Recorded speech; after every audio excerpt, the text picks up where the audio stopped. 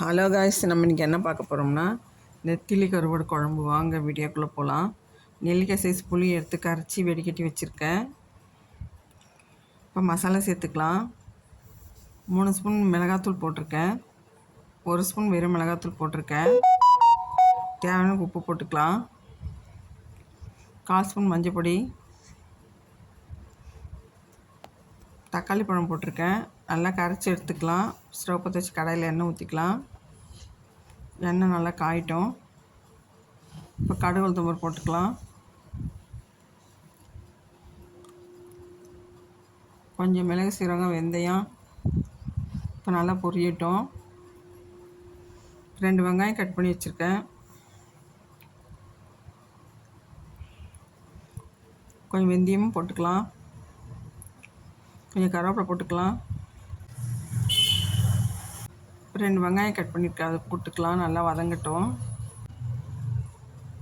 கொஞ்சம் பூண்டு நசுக்கி வச்சுருக்கேன், அதையும் போட்டுக்கலாம். 2 மிளகா கீரி போட்டுக்கிறேன். தக்காளி பழம் 2 கட் பண்ணி போட்டிருக்கேன். கொஞ்சம் உப்பு போட்டிருக்கேன். நல்லா வதங்கட்டும்.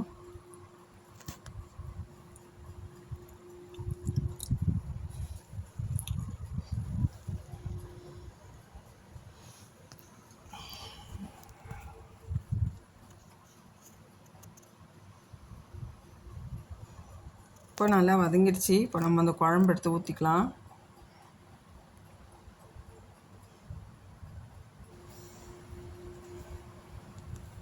இப்போ தக்காளியும் போட்டு நல்லா வதங்கட்டும். கத்திரிக்காய் போட்டுக்கலாம். வாழைக்காய் போட்டுக்கலாம். ஒரு உருளைக்கிழங்கு கட் பண்ணி வச்சுருக்கேன், அதையும் போட்டுக்கலாம். இப்போ நல்லா வதக்கி விட்டுக்கலாம். கொஞ்சம் உப்பு போட்டுக்கலாம்.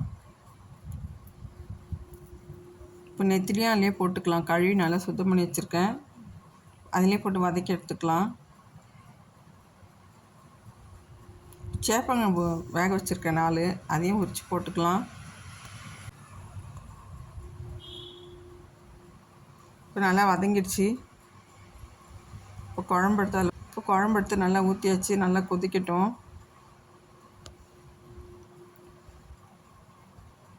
2 முட்டை வெடிச்சு போட்டிருக்கேன், குழம்புலேயே போட்டுடுறேன்.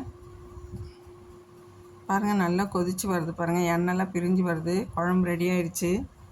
செம்ம டேஸ்ட்டாக இருக்குங்க இந்த நெத்திலி கருவாட்டு குழம்பு. இது சாதத்துக்கு, களிக்கு சூப்பராக இருக்கும். இந்த வீடியோ பிடிச்சிருந்தால் லைக் பண்ணுங்கள், சப்ஸ்கிரைப் பண்ணுங்கள், கமெண்ட் பண்ணுங்கள்.